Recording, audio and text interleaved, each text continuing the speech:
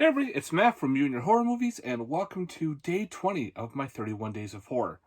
Today I'm bringing you a film from 1988, and we're doing some rock and roll creature feature horror, kind of, if you want to call it that. The film we're going to be talking about, put out by Dark Force Entertainment, is Hard Rock Nightmare. That's the back of the slip. Yeah, these things get fingerprints all over them. There's their other cover art. Here's your back. So with Hard Rock Nightmare, you have Jim. Jim, as a kid, his grandfather, just picked on him unmercifully, saying he's a vampire, werewolf, he's going to kill him in his sleep. Really tormenting this little kid. He must have been maybe 5 or 6. So the grandfather goes to take a nap. Jim decides to take matters in his own hand and stake his grandfather, thinking he was a vampire. Murders his grandfather, and that's it. Well, now we fast forward to about 15, 16 years. Jim's now gone through therapy and everything. Feels better, just not feeling that well. Him and his buddies are in a band, getting ready for a concert. They're known as the Bad Boys. So pretty much they're practicing. The cops show up, said you can't practice in your garage anymore. Too many noise complaints. So Jim goes to his uncle. His uncle says, take my motor home and go up to your grandmother's house. It's yours. It was left to you in her will.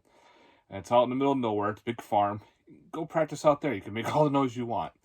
So they decide, all right. So they go do that. Got a couple groupies, his sound check guy, a whole bunch of the band members. They're off to Jim's grandparents' farm. Well, of course, Jim's having nightmares throughout. He thinks that his bandmates are trying to kill him. He thinks his grandfather's come back from the dead to kill him. And so pretty much they get to the house and they're like, talk to Jim to make sure he can handle this. Make sure he's cool and therefore everyone can practice and do what they want. Well, there's a werewolf running around picking off the band members one by one. Very pseudo-slasher-esque. Well, pretty much this is a slasher. This is directed by Dominic, I'm going to say his last name wrong, Brasilla. He actually did this slasher called Evil Laugh. Now that slasher was really good. This one was mediocre, but okay. So pretty much, Jim realizes, there's a real werewolf out there. People are going to die. He got to stop him. The bandmates are like, chill out, bro. There's no such thing as werewolves. Your grandfather's dead.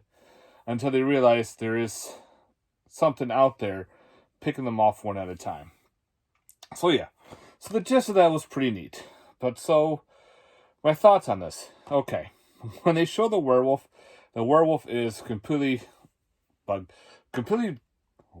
looking. But it's made to look like that because of the ending. It gives you that kind of Scooby-Doo ending, kind of. The whole unmasking and everything.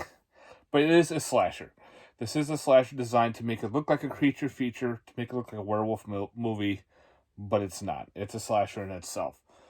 You can kind of tell who the individual is killing them, kind of, but I thought it was okay. The kills some are on screen, but a lot of them are off screen, and it's usually just the claws going back and forth. That's it. But there was one funny one with a person in a well with gasoline. I can now sit on that one. That one you're kind of like, wait a minute. Even the person who's getting killed is like, why is a werewolf pouring gasoline on me and lighting a match? I thought that was pretty funny. So again, this was a kind of okay slasher.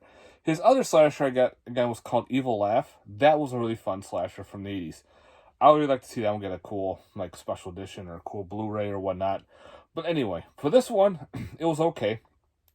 I love 80s metal. Definitely has a lot of 80s metal to it. It only has one scene with a pair of boobs. And the blood is not much there. Like I said, it's after the fact on some parts. There's like a cool decapitation head scene. But other than that, there was pretty much not much else to it. So this one wasn't okay for what it was. But I like it because it was a direct-to-video movie when it first came out. Direct to VHS. Never got a DVD or anything like that. So it's kind of cool to actually have this now on Blu-ray. For special features, there's English subtitles in an interview with actor-producer Johnny Benoker. So that's it.